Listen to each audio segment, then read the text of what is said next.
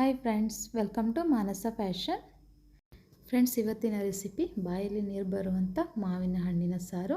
ಅದು ಯಾವ ರೀತಿ ಮಾಡೋದು ಅಂತ ನೋಡೋಣ ಬನ್ನಿ. ಮಾವಿನ ಹಣ್ಣು 4 ತೊಗೊಂಡಿದ್ದೀನಿ. ಅದನ್ನ ಸಿಪ್ಪೆ ಬಿಡಿಸ್ಕೊಂಡು ಅದಕ್ಕೆ 1/2 ಟೀ ಸ್ಪೂನ್ ಉಪ್ಪು ಹಾಕ್ಕೊಳ್ತಾ ಇದ್ದೀನಿ, 1 ಟೀ ಸ್ಪೂನ್ ಖಾರ ಹುಡಿ ಹಾಕ್ಕೊಳ್ತಾ ಇದ್ದೀನಿ, ಹಾಗೆ 1/4 ಟೀ ಸ್ಪೂನ್ ಅರಿಶಿಣ ಹುಡಿ ಹಾಕ್ಕೊಳ್ತಾ ಇದ್ದೀನಿ. ಇದನ್ನ ನೋಡಿ ಚೆನ್ನಾಗಿ ಮಿಕ್ಸ್ ಮಾಡ್ಕೊಳ್ಳೋಣ. ಇದು ರಸ ಎಲ್ಲ ಚೆನ್ನಾಗಿ ಬಿಡಬೇಕು. ಆ ಥರ ಮಿಕ್ಸ್ ಮಾಡ್ಕೊಳ್ಳೋಣ. ನಮಗೆ ಒಂದು ಗೊಜ್ಜು ಥರ ಕನ್ಸಿಸ್ಟೆಂಟಿ ಸಿಗಬೇಕು. ಆ ಥರ ಅದನ್ನ ಕಲಸಿಟ್ಕೊಳ್ಳೋಣ. ನೋಡಿ, ಈ ಥರ ಮಾಡಿಕೊಂಡ್ರೆ ಸಾಕು.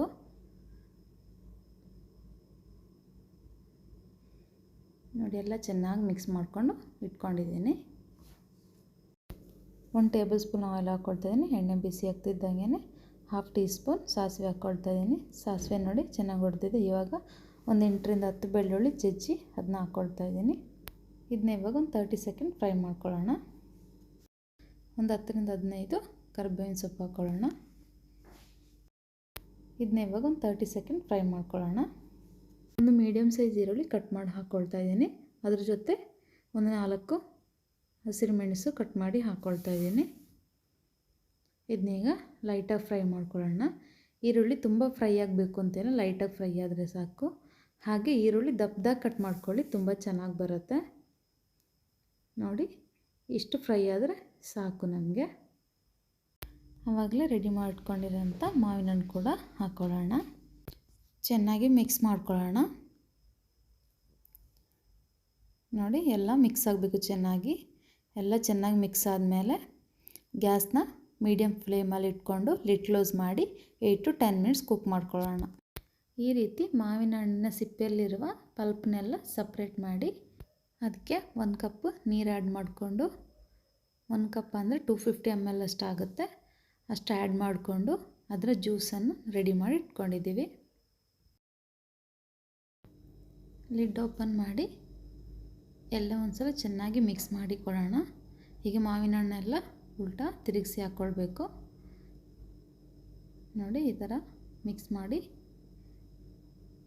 ಮತ್ತೆ ಲಿಡ್ ಕ್ಲೋಸ್ ಮಾಡಿ ಒಂದು 5 ಮಿನಿಟ್ಸ್ ಕುಕ್ ಮಾಡ್ಕೊಳ್ಳೋಣ. ಇವಾಗ 5 ಮಿನಿಟ್ಸ್ ಆಗಿದೆ.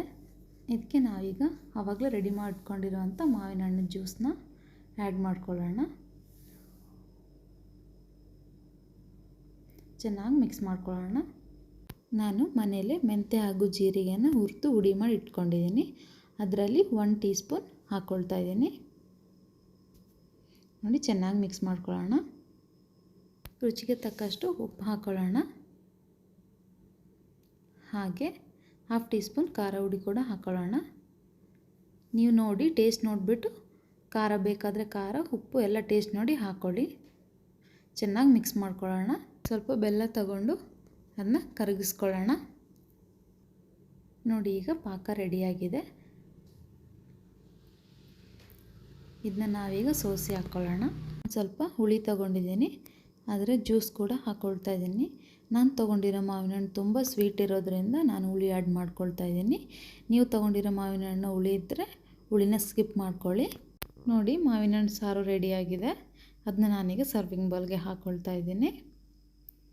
ಎಷ್ಟು ಚೆನ್ನಾಗಿದೆ ಅಂತ ಹೇಳಿದ್ರೆ ನನಗಂತೂ ಊಟ ಮಾಡೋಕ್ಕೆ ಕಾಯ್ತಾ ಇದ್ದೀನಿ. ತುಂಬ ಟೇಸ್ಟಿಯಾಗಿರುತ್ತೆ. ನೀವು ಸಹ ಮನೆಯಲ್ಲಿ ಟ್ರೈ ಮಾಡಿ. ಈ ರೆಸಿಪಿ ನಿಮಗೆ ಇಷ್ಟ ಆದರೆ ನಮ್ಮ ಚಾನಲ್ಗೆ ಲೈಕ್ ಮಾಡಿ, ಶೇರ್ ಮಾಡಿ, ಹಾಗೆ ಸಬ್ಸ್ಕ್ರೈಬ್ ಮಾಡಿ. ಕಮೆಂಟ್ ಮೂಲಕ ನಿಮ್ಮ ಅಭಿಪ್ರಾಯಗಳನ್ನು ನಮಗೆ ತಿಳಿಸಿ.